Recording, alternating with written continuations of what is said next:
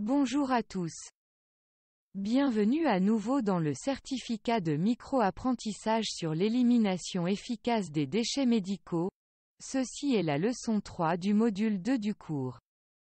Dans cette leçon, nous allons étudier les déchets médicaux courants générés dans un centre de soins. Le lendemain, après la pause déjeuner, Safiya et son collègue visitent certains des départements du centre de santé afin d'identifier les différents déchets dangereux et non dangereux qui sont générés. Safiya utilise la classification qu'elle a lue dans le manuel et classe les déchets en fonction de la nature des risques. Voyons quel type de déchets elle identifie dans chaque service. Safiya se rend d'abord à la pharmacie.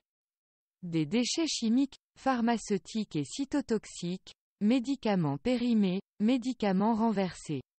Déchets non dangereux ou généraux, emballage, papier, récipients vides.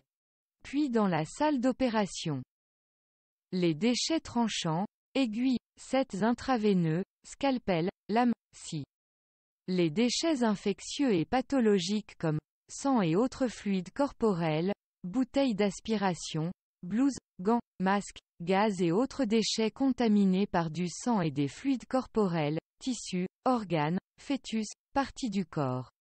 Déchets chimiques, pharmaceutiques et cytotoxiques, désinfectants usagés, gaz anesthésiques provenant de récipients de stockage. Déchets non dangereux ou généraux, emballage, blouses, gants, masques, chapeaux et couvre-chaussures non contaminés. Puis elle visite un laboratoire et elle fait remarquer des déchets tranchants, aiguilles, verres cassés, boîtes de pétri, éprouvettes, pipettes cassées. Déchets infectieux et pathologiques, sang et fluides corporels, cultures et stocks microbiologiques, tissus, carcasses d'animaux infectés, tubes et récipients contaminés par du sang ou des fluides corporels. Déchets chimiques, cytotoxiques, et pharmaceutiques, fixatifs et autres solvants, thermomètres de laboratoire cassés. Déchets non dangereux ou généraux, emballage, blouses, gants, masques, chapeaux et couvre-chaussures non contaminés. Ensuite, l'unité médicale, là elle reconnaît déchets tranchants, aiguilles hypodermiques, aiguilles pour intraveineuses, flacons et ampoules ouverts.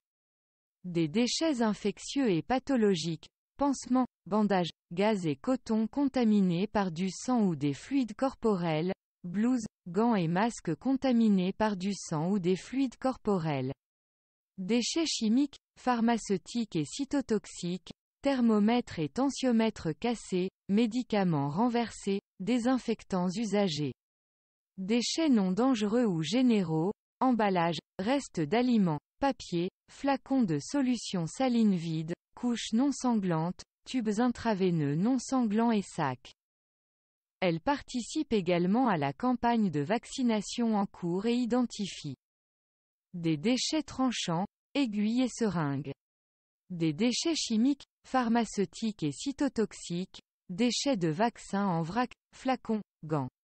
Déchets non dangereux ou généraux, emballage.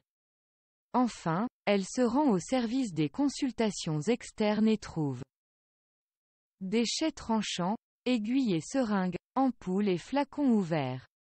Déchets infectieux et pathologiques, coton, gaz, pansements, gants, masques et autres matériaux contaminés par du sang ou d'autres fluides corporels. Déchets chimiques, pharmaceutiques et cytotoxiques, thermomètres et tensiomètres cassés, médicaments périmés, désinfectants usagés, amalgames dentaires.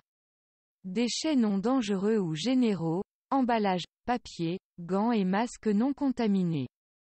Safiya a maintenant une bonne compréhension des différents types de déchets médicaux ainsi que des déchets médicaux communs générés par différents sites sur son lieu de travail. Elle veut comprendre les risques liés aux déchets médicaux, y compris leur impact sur la santé publique et l'environnement. À la fin de cette leçon, vous devriez avoir compris les différentes catégories de déchets et où ils sont produits dans un centre de santé. Quelle catégorie de déchets avez-vous vu être produite dans le service dans lequel vous travaillez ?